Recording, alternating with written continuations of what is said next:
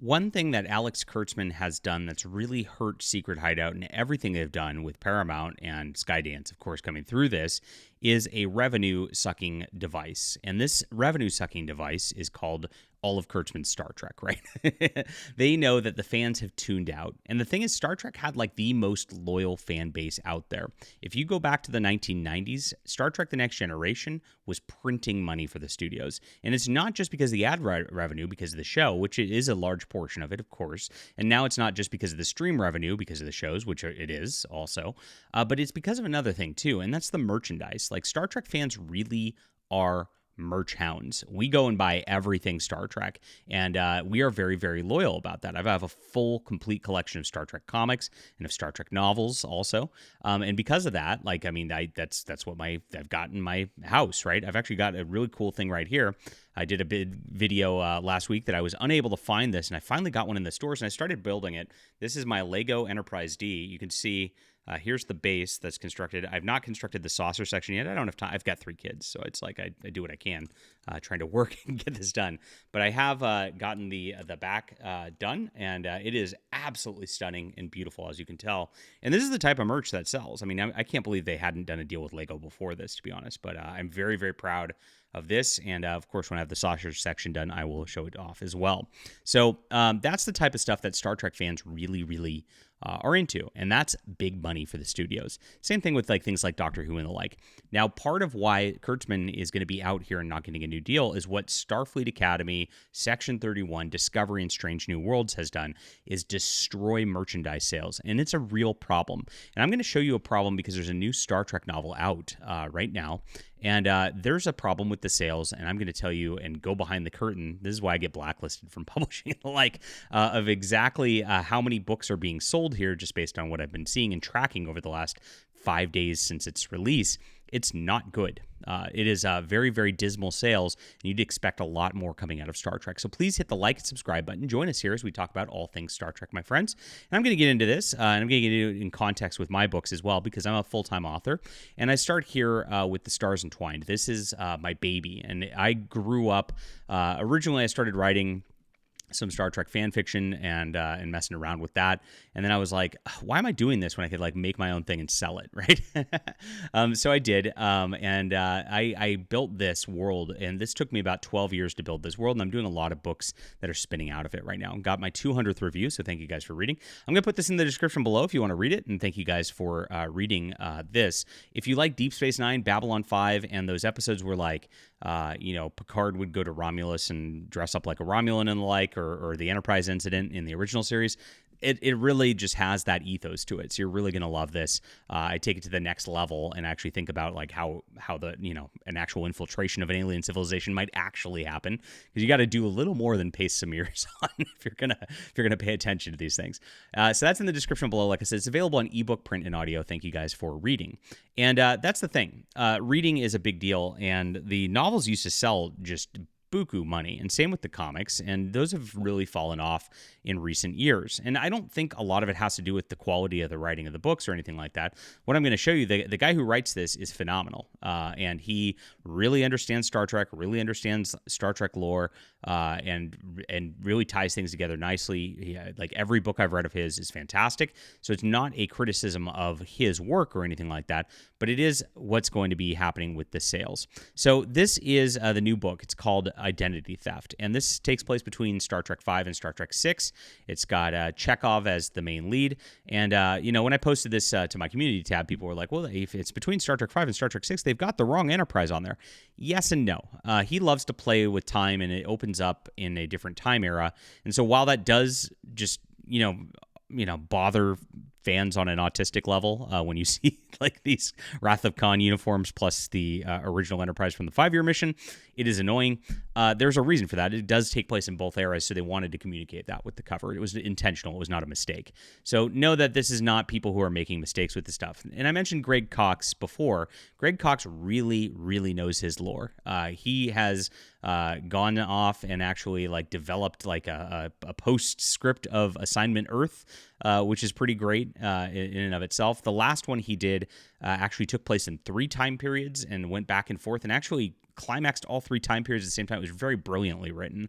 Just from a writing structure perspective, I was very impressed on how he was able to tie all of those together. Now, somebody gave it one review already. I'm in the middle through the book, so I'm not going to review it yet or anything like that. I don't know about this, but there's one review, and look at this. I hate this when people do this on Amazon. This was supposed to be a brand new book. It came ripped and crinkled. That's not the book's fault. Don't review authors' books like this, people. It hurts the author. It doesn't hurt Amazon, who packaged it and was crappy with it. And Amazon, don't get me started. Amazon is like the worst packager of books. They really, really are.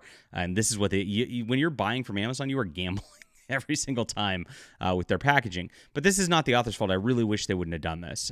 This really, in fact, makes me livid as an author myself. But that's not what we're getting into here. It's not really the contents of this or anything like that I'm criticizing. Like I said, I'll do a full review of this when I finish reading it. But what we're doing is we're talking about the sales and what's going on. So, by the way, you get into this, and again, I've got it on the Kindle right now. So they reviewed the paperback, and like it's going to Kindle. So you'll see right now, it is the number 28,000 in the Kindle store. It launched on Tuesday, right? And so that is the 30,000-ish, 28,000-ish book, best-selling book on Amazon right now. There's 28,000 books that are selling ahead of it, and it's a new book. And of course, number 10 in Star Trek series, number 55 in Alien Invasion science fiction, and then in science fiction adventures, pretty low because there's a lot of higher science fiction to it. And they give it this. They put number 1 new release in Star Trek series. It better be, because are there any other releases in Star Trek series? I don't think so. But, it looks nice, and this is kind of some word-of-mouth advertising. I always get a number 1 new release in genre whenever I put out a new book. It's useful because people look for those new releases at the top of the rankings, and it looks like this, and it looks really cool. And then you go, oh, this is the new one. And the people are buying this. I better check it out. So that's how Amazon works. But the number 28,000 is not very good. And what happened was day 1, it peaked at number 35,000. Day 2, it got down to about 12,000. And that is not very high for a brand new release. And I was pretty shocked at that. My books usually get up into the 1,000 to 5,000 range, depending on whether I'm doing something esoteric or something that my audience likes.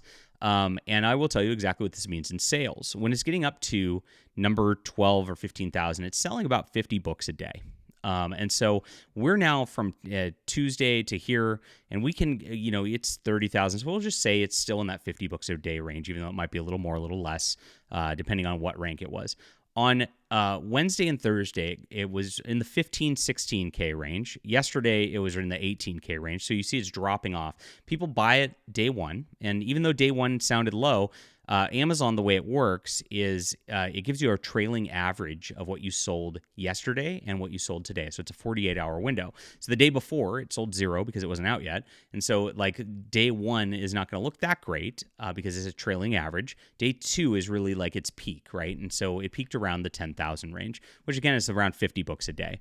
So this is a Star Trek book. This is the original series. This is a licensed property, right? That's a big deal. It's got 0 real reviews on Amazon. If you've read this, leave Greg Cox a review because this is crappy that somebody did this. But that means it's only sold about 250 copies in 5 days. And that's pretty bad. Now, like I said, I can look at this. My book, The Stars Entwined, here has been out since 2018. And I'm down at 140,000. What this means is I've sold about 5 copies the last day, each day, basically. And that's about what I sell regularly, just talking about these books on YouTube. And so I've got a long tail on this where I'm selling 5 copies a day, 5 copies a day, 5 copies a day, and it adds up, right? The first week is really when you get the bulk of your sales for anything. So when I drop a book, and I was shocked about this because I'm like, wow, I've always wanted to write for Star Trek, and I got very, very close. At one point, actually talking to them. And of course, they'd never talk to me now because they'd be, oh my gosh, a right-wing guy. They'd have a heart attack, right? But the truth is, my books end up selling on week 1 and week 2 far more than actual Star Trek books do at this point. And that's not a good thing. I mean, it's a humble brag in some ways, right? I'm happy with what I sell. I'm not like a big author by any means. I'm like kind of like a middle tier. I make a living at this author. I'm not like a giant, like getting rich off of it George R. R. Martin or anything like that. And so when you look at that, it's like, what are these guys making off of it? And I could tell you that too. What happens is the contracts that they give for these books is that you get a $5,000 to $10,000 advance on sales, it's called. And this is how it works. And so I think somebody at Greg Cox's level typically would get around $10,000 up front to write the book. And so he pitches it. They give him a portion then. He turns in his first draft. They give him a portion then. He revises it, and then they give him the bulk of it, and that's usually how it works in these things. So that $10,000 is stacked against what the sales are, and then you get a royalty percentage afterwards, depending, right? But it has to get there, and it has to be selling that. And this is what Kurtzman's really screwed up because, like I said, hundreds of thousands of people used to buy this stuff. Millions of people used to buy this stuff. Now we're talking hundreds, right? And it's really because of the lack of enthusiasm of Star Trek that it goes down the line. It's like a trickle-down economics situation. There's a lack of enthusiasm in the main line. There's a lack of enthusiasm, of course, for tertiary products. And that's what he's killed. And that's exactly why Kurtzman's really losing a lot of the deal because, look, it's an expensive show to make, and he's not getting the ratings. That's a thing. But if the licensing was coming up and just like crushing it and like making a ton of money over the course of things, and if you look at StarTrek.com, it kind of gives us a damning look. And this is their web store right here. You got some blankets trying to get women to buy this. I don't know why they'd do that. But if you look at it, you've got Quarks, you've got a Strange New Worlds mug, you've got Energize Beam Me Up. This is original series, and a Geordie LaForge Tiki here. So they've got one Strange New Worlds property on here. They've got Star Trek, and these are generic Star Trek things that look like one Discovery. They're trying to get Discovery going in a snow globe. Khan, and then a bunch of like old stuff. You got a Cerritos pin in there. So he's trying to litter in his new property merch with all the old property purge, but you see that like 80% of what they show you just on the front page, which is where they do their marketing, is old property merge. It means that the new stuff is not moving. It's not something that people will click on. That's why it's not on the front page being highlighted like this too. And that's a big deal. This is exactly a big problem with Star Trek. It's hitting across the line, and it's a really sad thing. And I personally think it's a really sad thing for books like this because I'm not finished with it yet, but it's enjoyable so far. And Greg Cox is a good guy. He writes really, really well. Like, he deserves to be read more. And it's really a problem, of course, that the top of the line doesn't really help push this type of stuff. And that is what's killing Star Trek beyond anything else. I hope this was interesting because this is a deep dive that, of course, nobody else on the internet would do and even look at or consider. So I hope you enjoyed this, and thank you guys for being here. I hope you'll check out my Stars Entwined. I'll put this in the description below. I'll also put the link to the Identity Theft in the description below if you'd like to read that too. I hope you'll read mine first, but I hope you'll read both. I appreciate you guys being here. We'll be back soon.